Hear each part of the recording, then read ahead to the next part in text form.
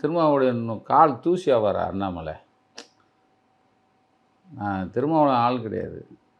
அவனுடைய கட்சியில் அதாவது அந்த பாலிசியோடு இயங்குகிற ஒரு கட்சி.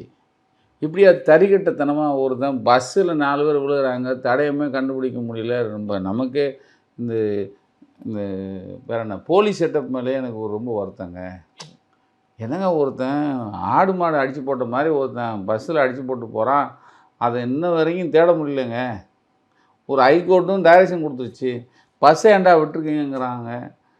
இன்னும் ஏன்டா அவனை டிரைவரை விட்டு வச்சுருக்கேன். நான் தான் சொல்லிட்டுருக்கேன், டிரைவர் இப்படி பார்த்து இப்போ பக்கத்தில் வண்டி வரையில் வேணால் இவன் கண்ணாடியில் பார்ப்பான், இல்லைன்னா கொஞ்சம் அப்படி பார்ப்பாங்க.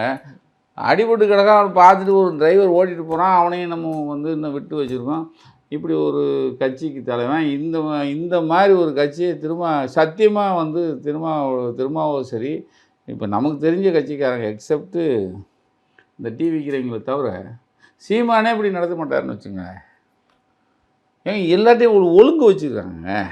ஒழுங்கு தவறி என்னங்க இது கூட்டம், இது என்னங்க கட்சியாங்க? அது காரி துப்பணுங்க இவனெல்லாம். இவனை கட்சின்னு ஒத்துக்கிட்டு பேசுகிறவனை பூரா நான் ஆரம்பத்துன்னு சொல்கிறேன், எதால் அடிக்கிறது? என்னங்க ஆள் மாவு பாருங்கங்க. பிள்ளையும் அம்மாவும் கொஞ்சம் வயசு பிள்ளையும் பசங்களும் நிற்கிறாங்க. கொஞ்சம் கூட பொருட்படுத்தாமல் 7 மணி நேரம் நிற்க வச்சு தவிச்ச வாய்க்கு தண்ணி கொடுக்கல, ஒன்றுக்கு போகிறதுக்கு இடம் இல்லை. ஒரு ஒரு தெருவில் உனக்கு தான் தெரியல, தெரு கொடுத்துருக்காங்கன்னு, ரோடு கொடுத்துருக்காங்கன்னு தெரியுமில்ல, அந்த ரோட்டில் எப்படி நிற்கணுங்கிற அந்த அறிவு கூட இல்லாமல் ஒரு தலைவன் இவனுக்கு வக்காலத்து வாங்குகிறான். ஒருத்தன் நின்னா போட்டான். இவர் பெரிய போலீஸ்காரர், அவன் போலீஸ்காரே கிடையாது, சஸ்பெண்ட் பண்ணி வந்திருப்பான்னு நினைக்கிறேன்.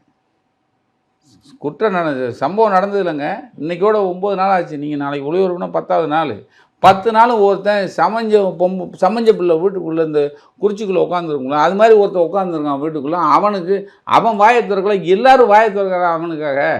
அவர் பனையூரில் இருந்து பட்டினம்பாக்கம் போகிறாரு, அவங்க டீமோட ஆலோசிக்கிறாங்க. வெங்காயம் எவன் இருக்கான்? டீம் தான் எல்லாம் தலைமறைவாக இருக்கானே. எந்த வெங்காயம் வெளியே இருக்கான் யோசிச்சு பாருங்க.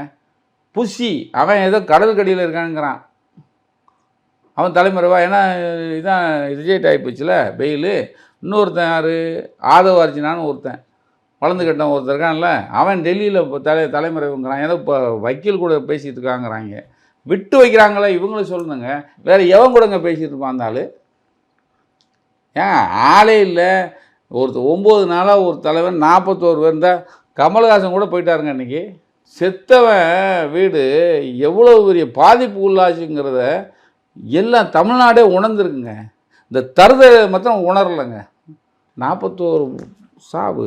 இது சரி, அது அதை வச்சு இவர் பாடம் கற்றுக்கணும். இவர் இனிமேலாவது கூட்டணியில் போகணும். ஒரு எருமாடு பேசுது, அப்புறம் எப்படிங்க அவன் நம்ம ஒன்றும் பேசுகிறானா, நமக்காக இந்த பேசிகிட்டு இருக்காங்களே அப்படின்னு அவன் தைரியமாக